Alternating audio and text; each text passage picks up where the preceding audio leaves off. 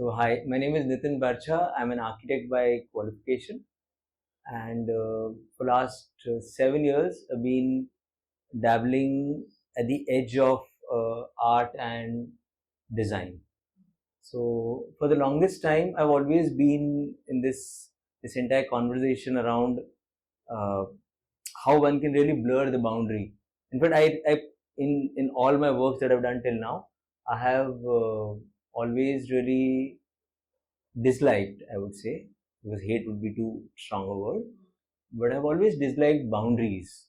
So for me, it's difficult to, so when you design a space, it's difficult for me to keep the outdoors out and the indoors in. So in the exact same fashion, when we're doing products, it's very difficult for me to really stop at a place and say that okay, now the product is over and now the art will take over, or now the art is over and now the product idea will take over. So I've always experienced that it's always a blur between the two, and which is why I primarily started also working in products, because I looked at the products as a way of my absolute expression. So when one talks of products, to me they are like I'm just doing what I want to do, and like I once had a friend visit over many years ago. This is just when we were just starting, about 6-7 years ago, Jasam, and so I had just made these little houses to, and I had made them only with the intention to just gift it to friends. There's nothing else, no other agenda, no selling, nothing. And I said, hey, you know what? This is what I've done. What do you think about it? He's like, hey, you must sell it. I said, yeah, but why would anybody want to buy what I want to make? People will want to buy what they want to buy, right?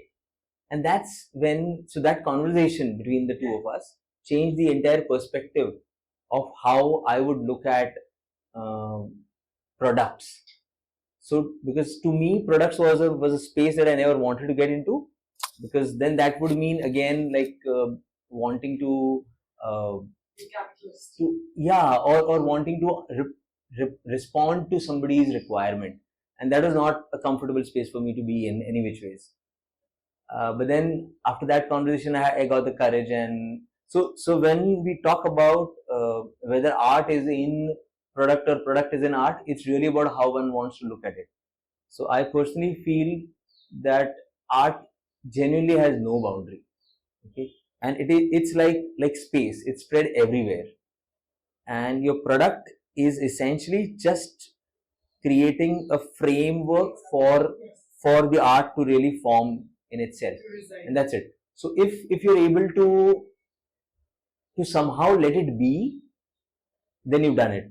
So there is no, so I wouldn't be able to really definitely say that whether art is in product or product is in art.